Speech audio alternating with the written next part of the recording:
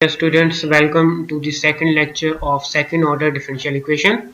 In the last equation, we have discussed about the different solutions of the second order differential equation.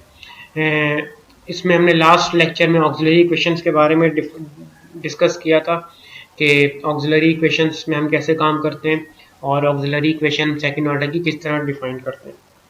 तो इस lecture में हम इंशाल्लाह third order and fourth order की auxiliary equation को solve करना सीखेंगे।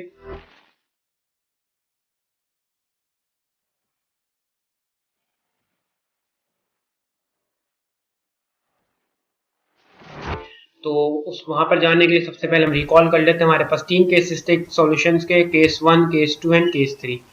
ठीक है, ये इसके सॉल्यूशन है c1 e raise to power lambda x plus c2 e raise to power lambda 2x। ये लैम्डा ले लें या m की वैल्यू ले लें, a के बराबर। ठीक है, तो ऑक्सिलरी इक्वेशन जिल की बुक में m से सॉल्व हुआ हुआ है, इसक्रेजी की बुक में लैम्डा की सॉल्व हुआ हुआ है। सेकंड रूट हमारे पास अगर लैम्डा अगर दोनों रिपीटेड एंड रियल हैं, रिपीटेड एंड इक्वल हैं, तो उसमें आएगा c1 plus c2x e raise to power lambda X हो जाएगा। और कॉन्जुगेट में हमारे पास कोई कॉम्प्लेक्स आ रहा था तो हमारे पास यहाँ पर e raise to power ax और यहाँ पर होगा cos ओमेगा, यानी यहाँ पर इमेजिनरी का कोफिशिएंट आएगा और यहाँ पर रियल पार्ट आएगा।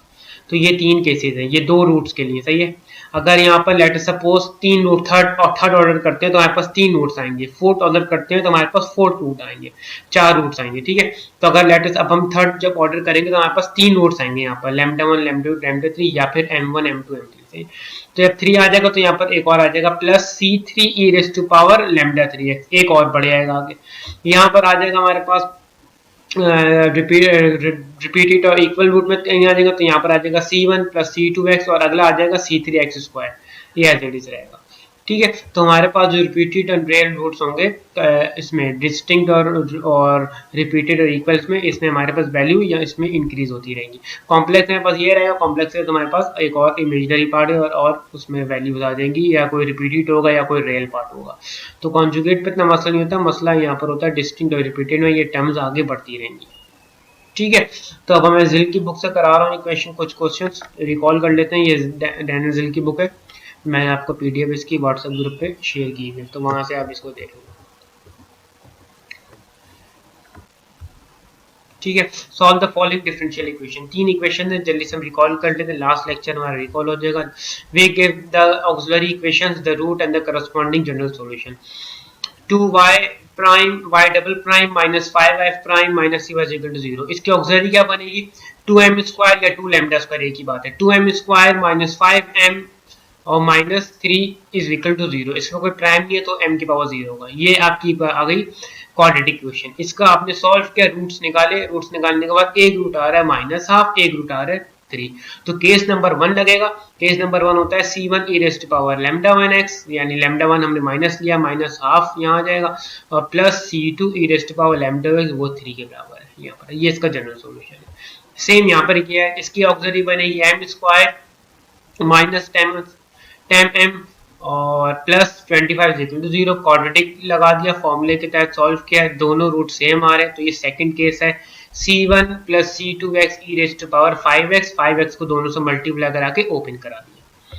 तीसरा है, इसकी ऑक्सिलरी बनेगी m square plus 4m plus 7 is equal to 0। Solve करेंगे, आपके पास कॉम्प्लेक्स रूट्स आएंगे। दोनों में जो कॉम्प्लेक्स रूट है उसका जो रियल पार्ट है वो -2 है, और दोनों में जो कोफिशिएंट है आयोटा का वो है स्क्वायर रूट 3। सही है, तो -2 आ जाएगा e रेज़ टू पावर -2, यानी e की पावर जो होगी वो रियल पार्ट के साथ x से मल्टीप्लाई होगी, और यहाँ पर जो एंगल में जो आएगा वो आएगा आयोटा के साथ जो कोफिशिएंट था विदाउट साइन। ठीक है, साइन का कोई चक्कर नहीं होगा इसमें। क्या आ जाएगा? c1 cos square root 3x plus c2 sine square 3। अब यहाँ पर c1 c2 ले, बहुत सी बुकों में a भी लिया हुआ है, यहाँ पर a और b लिया हुआ है, यहाँ भी a b लिया, इससे कोई फर्क नहीं पड़ता। अगर ये सेकंड ऑर्डर तो यहाँ पर दो कांस्टेंट होंगे, ये आर्बिट्रेरी कांस्टेंट है, कांस्टेंट ऑफ इंटीग्रेशन जिसे हम कहते हैं। अब यहाँ पे c1 c2 लिया हुआ, आप c1 c2 ले लें, आप a भी लेना चाहते हैं a भी ले लें, इससे कोई फर्क नहीं पड़ता। कांस्टेंट यहाँ पर दो ही रहेंगे क्योंकि सेकंड ऑर्डर। ठीक है, हमारा लास्ट लेक्चर था, यही प्रोसेस हमने लगाना है थर्ड ऑर्डर के लिए।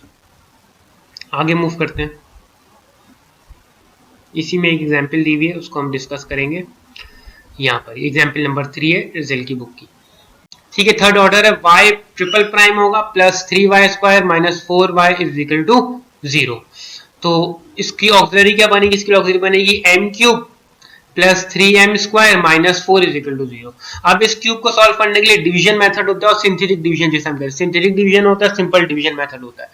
तो उसके लिए उसको मैंने सॉल्व किया पेपर, वो मैं वहां से आपको कराता हूँ।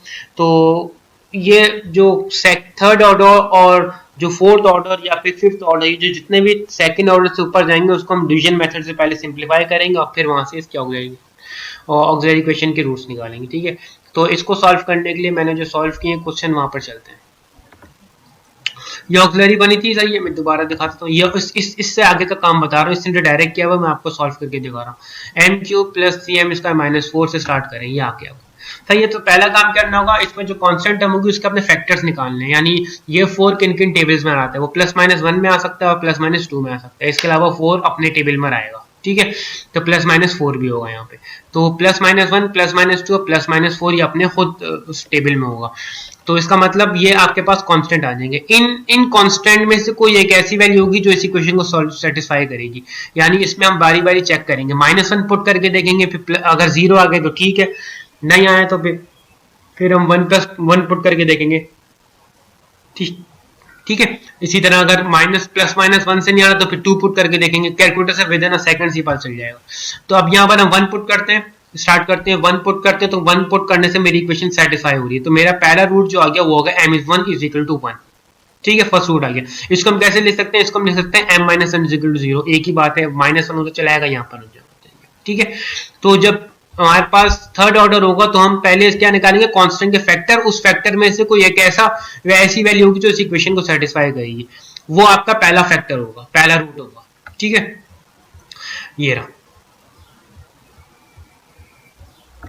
m1 is a factor of m³ plus 3m का माइनस। अब इसको आपने इस वैल्यू को इससे डिवाइड कराना है, सिंपल, जो हम जैसे आप फर्स्ट ईयर सेकंड ईयर में आपने किया था।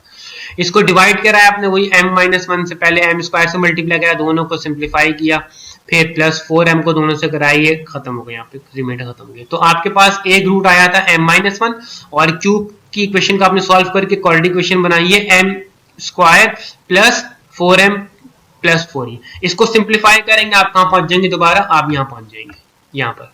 ठीक है, यानी इस m³ के फैक्टर्स आपने निकाले एक्चुअली बेसिकली, सही है। तो ये आपके पास फैक्टर आएगा, एक लीनियर आ गया, क्वाड्रेटिक आ गया। क्वाड्रेटिक को सॉल्व कर लिया फैक्टराइज करके, ये आपके पास आ गया, यानी कि इस इक्वेशन क्वाड्रेटिक को सॉल्व किया, दोनों रिपीटेड आ रहे। तो एक रूट आ गया आपके पास m1 इज इक्वल टू 1 आ गया, और दूसरा और तीसरा रूट सेम आया विच इज इक्वल टू -2। तो अब इसमें आप देखें, इसमें दो केस एक साथ आ रहे हैं, एक है डिस्टिंक्ट का केस और एक है रिपीटेड का केस। सही है, कि डिस्टिंक्ट का मतलब ये 1 है तो ये अलग है, अकेला है। सही है, डिस्टिंक्ट है, बाकी सबसे मुख्तलिफ है। तो इसमें लगेगा इसका जो जनरल सोल्यूशन होगा वो होगा c1 e⁻x। बाकी के जो दो रूट्स आ रहे हैं वो सेम आ रहे हैं। सही है, तो इन दोनों में, इन दो कैटेगरीज के लिए लगेगा हमारे पास केस नंबर 2। तो इसका लगेगा c2 प्लस 3x। c1 यहाँ आ चुका है, तो अगले के दो रूट्स आ जाएंगे, दो कांस्टेंट आ जाएंगे, c2 प्लस 3x e⁻²-2x, यानी जो इन दोनों के रिपीटेड रूट आते हैं। तो ये थर्ड ऑर्डर में आपके होंगे, जो तीन केसेस हमने अभी लास्ट लेक्चर में अलग अलग किए थे वो मर्ज होकर आएंगे। तो एक हमारे पास डिस्टिंक्ट का लगा है, और इन दोनों के लिए हमने लगाया केस नंबर 2, क्योंकि ये दोनों रूट सेम आ रहे थे, या रिपीटेड या इक्वल आ रहे थे। तो वहां पर फॉर्मूला था c1 plus c2x into e⁻λx। अब c1 तो आ चुका, तो बस आपने कांस्टेंट बढ़ा देना, c2 प्लस c3 कर देना, x as it is e⁻λx, इन दोनों की लैम्डा की या m की वैल्यू दोनों सेम हो, यहाँ आ जाएगा। अब ये तीन कांस्टेंट इसने से मल्टीप्लाई करा के लिख दिया, सही है, ये आपका आंसर आ गया। सही, अभी बुक में दिखाता हूँ, यही बना हुआ है। अब ये तीन कांस्टेंट इसलिए क्योंकि हमारा थर्ड ऑर्डर था। अब वहां पर चलते हैं, ये देखें, ये रहा इसका solution, c1 e⁻x plus c2 e⁻−2x plus c3x e⁻−2x। सही है, तो ये सारी कैलकुलेशन मैंने करके दिखाई, इसको अब अच्छी तरह कर लें, सेकंड थर्ड ऑर्डर को इस तरह सॉल्व करेंगे। ठीक है, ये लेक्चर आप बना लें। सही है, लेक्चर कॉपी पूरी आपकी, जैसे क्लास में आप लेक्चर कॉपी बनाए थे वैसे आप इस कॉपी को करें। ये मैं आपसे कभी भी किसी दिन मंगवा सकता हूँ चेकिंग के लिए। ठीक है, आते हैं फोर्थ ऑर्डर पे। तो फोर्थ ऑर्डर की हम इक्वेशन इससे लेते हैं। अब ये फोर्थ ऑर्डर है, ठीक है, तो ये मैं आपको होमवर्क के लिए दे रहा हूँ। ये एग्जाम्पल नंबर 4, तो ये इसी से रिलेटेड मैं आपको एक पहले कराता हूँ कि ये थोड़ी छोटी इक्वेशन थोड़ी सी बड़ी इक्वेशन करते हैं फोर्थ की, और उसी तरीके से आप इसको सॉल्व करके आंसर निकालिएगा, ठीक है। तो ये आपका 4 जो एग्जाम्पल 4 है जिल की, ये आपकी एग्जाम्पल है जो होमवर्क के लिए। यहाँ पर आते एक हमारे पास डिफरेंशियल इक्वेशन फोर्थ ऑर्डर की, सही है, y फोर्थ प्राइम है, सही है, तो उसको हम रोमन में लिखते हैं -5 triple prime plus 6y double prime plus 4y prime -8 is equal to 0, सही है। इसकी ऑक्सिलरी बनाते हैं, m 4 डेरिवेटिव है तो m रेज़ टू पावर 4 हो जाएगा, 3 डेरिवेटिव है -5 m raise to power cube हो जाएगा। इस तरह बाकी सब आपने इसकी इक्वेशन बना दी। अब इसमें कांस्टेंट 8 है तो कांस्टेंट के फैक्टर्स क्या क्या हो सकते हैं, यानी 8 किस किस टेबल में आ सकता है, +-1 में आ सकता है, +-2 में आ सकता है, +-4 में आ सकता है, +-8 अपने खुद टेबल में आता है। इन तमाम वैल्यूज में कोई एक ऐसी वैल्यू होगी जो इस इक्वेशन को सेटिस्फाई करेगी, यानी 0 रहेगी। तो हम स्टार्ट करते हैं -1 से, -1 पुट किया हमने, सिंपलीफाई किया, 0 आ गया। तो इस इक्वेशन का पहला रूट क्या बन गया, -1 मिला, m की वैल्यू -1 पुट के, तो हम इसको लिख सकते हैं m+1 इज इक्वल टू 0, +1 उधर आके चला जाएगा तो -1 बन जाएगा। तो पहला रूट इसका आया है -1, ठीक है। तो इक्वेशन क्या बन जाएगी, अब इक्वेशन बन जाएगी हमारी कि इस इक्वेशन को हमने अब डिवाइड किससे करना है, m+1 से डिवाइड करना, जैसे हमने थर्ड ऑर्डर में किया था, सही। तो इसको डिवाइड करते हैं, डिवाइड करे आपने, सिंप्लीफाई वही m+1 को अब m³ से करेंगे, पहले बारी बारी, सही, 2-2 करके आपने सिंप्लीफाई किया, ये बताने की जरूरत नहीं है, आप लोग को आता है।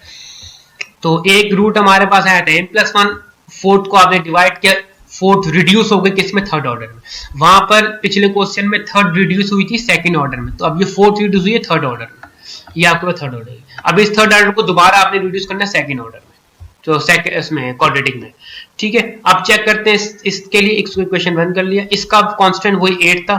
अब 8 के फैक्टर्स में से इसमें कुछ डाल के देखते हैं, तो 8 के फैक्टर्स में हमारे पास m की वैल्यू 2 पे आ रहा है, सही है। मैंने 1 पे चेक कर लिया था, कैलकुलेटर नहीं आया था, तो मैं 2 पर गया हूँ डायरेक्ट, तो 2 पुट किया, यहाँ पर देखें ये इक्वेशन सेटिस्फाई कर रहा है, यानी 0 के बराबर आ रहा है। तो एक रूट आपको मिल गया m-2, तो एक रूट है m+1, एक रूट है m-2। अब इसको सॉल्व करेंगे तो क्वाड्रेटिक इक्वेशन आ जाएगी, तो बाकी के 2 रूट वहां से मिलेंगे, ठीक है। टोटल 4 रूट चाहिए क्योंकि फोर्थ ऑर्डर है। तो यानी इस इक्वेशन को डिवाइड किससे करना है, m-2 से आपने इसको डिवाइड करना है। ये देखें यहाँ पर इसको m-2 से इन दोनों को डिवाइड किया, सिंप्लीफाई किया, वही m स्क्वायर से मल्टीप्लाई करके सिंप्लीफाई कर दिया, क्वाड्रेटिक आ गई। तो एक रूट है m+1, एक रूट है m-2, और बाकी जो इक्वेशन बनी है क्वाड्रेटिक बनी है। तो फोर्थ को रिड्यूस किया थर्ड में, थर्ड को रिड्यूस किया क्वाड्रेटिक में, सही है। तो स्टेप बाय स्टेप आपने करना, क्वाड्रेटिक लगाया, आपके पास 2 रिपीटेड आ गए, ठीक है। तो m1 क्या है, m1 आपके पास आया, पहला रूट आया m1 आया -1 इज इक्वल टू 0, तो m1 उधर चलाएगा तो 1 उधर चलाएगा तो -1 हो जाएगा। बाकी के जो 3 रूट्स हैं वो सेम आ रहे हैं, चाहिए। तो इन तीनों रूट्स पर अभी आपको थर्ड ऑर्डर में किया था, बिल्कुल सिमिलर है कि केस नंबर 2 लगेगा, इसमें केस नंबर 1 लगेगा। तो इसके लिए क्या इक्वेशन बनेगी, इसके लिए बनेगी c1 e⁻⁻x, और इन तीनों के लिए क्या बनेगी, c2 + c3x + c4x। ये 3 है तो ये बढ़ जाएगा आगे, पिछले में यहाँ तक रुक गए थे, अब इसमें ये 3 रूट आ रहे हैं तो यहाँ आ जाएगा, अगर चौथा आता तो x³ हो जाएगा, सही है। इस तरह वैल्यू बढ़ती रहेगी। तो c1 तो यहाँ आ गया, तो c2 c3 c4 यानी 4 कांस्टेंट है, फोर्थ ऑर्डर है, तो ये 4 कांस्टेंट आपके पास आएंगे। e⁻²x का मतलब होता है ये दोनों जो सेम आ रहे रूट्स वे कर देंगे, इसको चाहे तो मल्टीप्लाई करके लेंगे या चाहे आप ऐसे। तो ये आपके पास रिडक्शन है थर्ड ऑर्डर और फोर्थ ऑर्डर की, कि आप इनका सॉल्यूशन कैसे निकाल सकते हैं when we have a homogeneous equation. Homogeneous का मतलब ये है कि इनके राइट हैंड साइड पे सब पे क्या आ रहा है, अभी 0 आ रहा है। अभी तक हमने जितने भी क्वेश्चन सॉल्व किए हैं वो सारे इज इक्वल टू होमोजीनियस है, यानी इज इक्वल टू 0 के बराबर है। तो अब ये आप एग्जाम्पल 4 अटेम्प्ट कीजिएगा सेम प्रोसेस से, और ये एग्जाम्पल इसकी दी हुई है एक्सरसाइज की, तो ये मैं आपको असाइनमेंट के लिए भी दूंगा अभी, तो जब उससे पहले आप इसे प्रैक्टिस कर लेंगे। ये फोर्थ ऑर्डर दिया हुआ है सारा, ये फिफ्थ ऑर्डर दिया हुआ है, ये फोर्थ ऑर्डर, ये सारे 0 के बराबर है। प्रोसेस वही जो मैंने अभी आपको बताया, इन सब का रिड्यूस करें, इन सब के आप सॉल्यूशन निकालना सीख लें। इनिशियल वैल्यू प्रॉब्लम है तो कांस्टेंट की वैल्यू भी आप निकालना सीख लें। ये बड़ी जबरदस्त बुक है जिल की, लेकिन जिल पे जाने से पहले मैंने आपको बताया था क्रेजिक की बुक पे आप अपना हाथ साफ करें, ठीक है।